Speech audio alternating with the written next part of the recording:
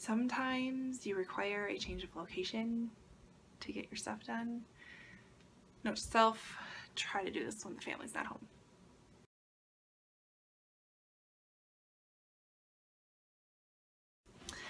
Hi everyone, and welcome to Lindsay's Little Library. I'm here with you today to share with you what my July TBR pile looks like. Same with June, I have a really hard time picking what books I wanted to read this month, and I'm not sure what it is. Usually that's not a problem. Usually I can come up with a list of books pretty quickly, but I struggled a little bit, and I don't know what it is. We'll see. We'll start with the easy ones, the ones that I already picked for me, which is kind of nice sometimes. So our book club pick for this month is All the Ugly and Wonderful Things by Bryn Greenwood. I've actually already read this, so kudos to me, but that's because the meeting is on Thursday, which is 2 days from now, so there you go. Anyways, this book is about a girl named Wavy, and she grows up in a kind of the drug world. Her parents are both involved with some bad stuff. She is kind of the only one there that helps raise her brother.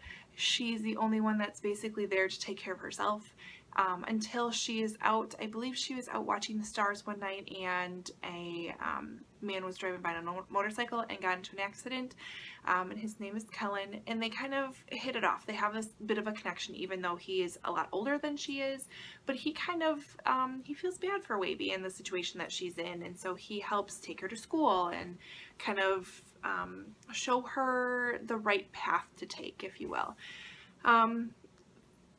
As they get closer, Wavy's aunt gets worried, and as Wavy sees her relationship with Kellen as something wonderful, Wavy's aunt sees her relationship with Kellen as something ugly. So very good book about kind of her life and how Wavy grows up.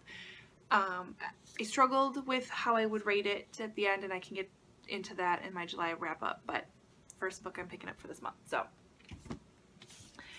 the next book I picked up and actually started reading already is Walk on Earth, a Stranger by Ray Carson. This is a YA novel, kind of a historical fiction with a fantastical element to it. So this girl, and darn it if I'm not reading it and I can't remember names this month, it's bad, but her name is Lee, and she has the ability to find gold. She can find it. She knows where it is.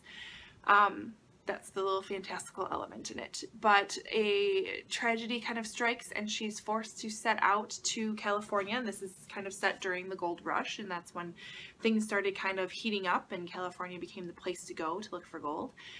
But she, as much as she is blessed with the ability to find gold, it's a bit of a curse to her at the same time. So very good so far. I'm about 100 pages in, and I don't want to put it down. Plus this cover is so pretty. Oh, so pretty. So far I'm really loving it. We'll go from there. Next up is actually a kind of summer bucket list for me and my kids. We are starting to read Harry Potter and the Sorcerer's Stone together. We started this last month, at the end of last month, kind of, or maybe the middle, whenever school got out. And we're maybe 100 pages in so far. They are loving it. I'm having a hard time not just picking it up and continuing reading it without them. Don't tell them, but I really want to. But I love experiencing this book with my kids. It's super fun. Even my 4-year-old becomes kind of entranced in the story and wants to know more. So this we're reading together. My husband even picked it up and read a chapter one night, so that was kind of fun. Next up, I happened to stop at the library one day with my girls, and this was on the Lucky Day table, Into the Water by Paula Hawkins. Paula Hawkins is the author of The Girl on the Train. I don't really know what this is about. I've heard mixed reviews about it, so I figured it was my lucky day, so I think I have it for 2 weeks. I've read a couple chapters. I think I'm about 20 pages into it. A little confused, not really sure where it's gonna go, but part of me just wants to figure it out because I felt the same way with Girl on the Train, and I really liked it. So, but I only have 2 weeks to finish it, so I picked that one up. The next two are just my random picks off of my shelf. I'm trying to pick books that have been there for more than a year to try to get through kind of this pile that's been, this stockpile that's been piling up. So yeah, I picked up Still Missing by Chevy Stevens. Chevy Stevens is one of my favorite authors. Her book, Those Girls, is probably, I'd say probably in my top 10, top 15 of all time. I love how she writes. This is about a woman named Annie, and she is kidnapped when she's 32 years old and held prisoner in a cabin for a year. And she is, I think this is, oh yeah, we're hearing about that captivity through her sessions with her psychiatrist. And it sounds like it's not quite over yet, so I'm sure Chevy will throw me through a loop. She always does. I love that one. And the next one is kind of new to me, but I thought I'd give it a whirl because it's been sitting on my shelf for a while. Tumbleweeds by Lila McCann. This is about a girl who is orphaned. I feel like I'm in like an orphaned mood. There's a couple of books that have similar vibes. Does that happen to you? Like, you pick up random books and they have these weird connections. It happens to me all the time between my audiobooks and the book that, my physical book that I'm reading. There's usually some sort of strange connection or coincidence or something that makes them very similar, which is weird because I pick them up very randomly. But anyways, total side tangent.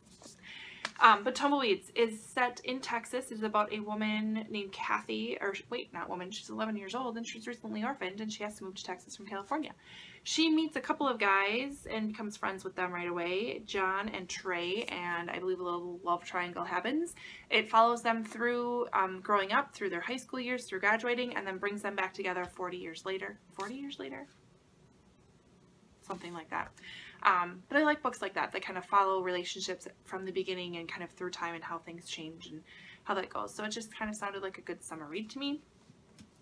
Honestly, I don't know what I'm going to get to. I'm really loving so far the A Walk on Earth with Strangers, so I might kind of be getting into my historical fiction phase, which happens every so often, so I don't know. We'll see what happens from here. As for audiobooks, I am listening to Amy Poehler's Yes Please, which is cracking me up. It is hilarious. It is funny. Yet, I've already taken away some really great things. Kind of, she goes through how she grew up and made it, you know, from being a kid to being successful and the bumps in the roads along the way. And there's a lot of things that she's talking about that kind of resonate with me, at the same time being extremely hilarious. And so I love it. I was recommended to listen to it on audio because she does bring in some of her friends from Saturday Night Live to do little cameos. There's some extra little tidbits in there and talks in there that aren't in the book. So so far I'm loving it and it's great. And I think I don't know what other audiobook I'll pick up. I have a few of them that are on hold through Overdrive, but I'm not sure when I'm going to get them.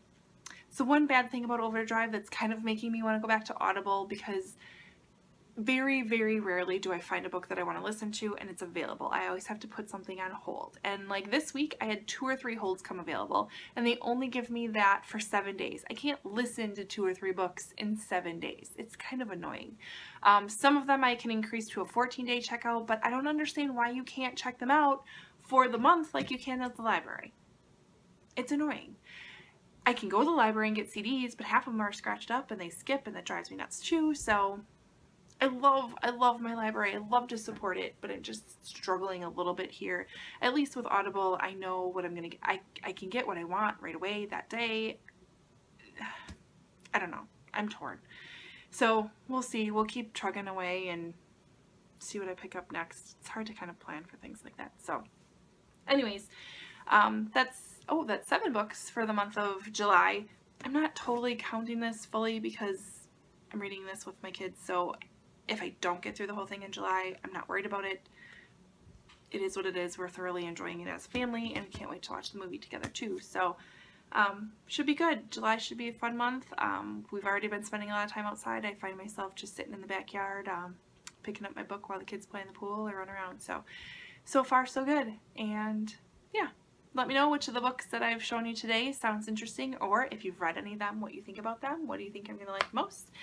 Like, comment, subscribe below, and we will talk to you soon. Bye!